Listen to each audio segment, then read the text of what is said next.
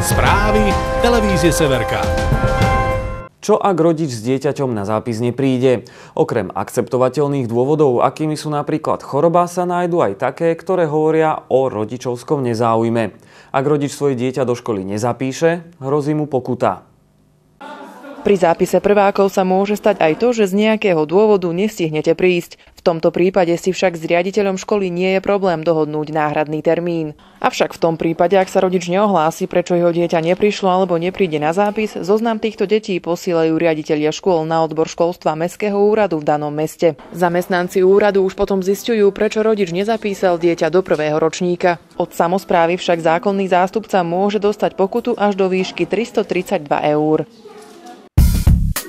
Sledujte spravodajstvo televízie Severka. Každú hodinu aktuálne informácie zo severného Slovenska. Televízia Severka. To, čo nás spája.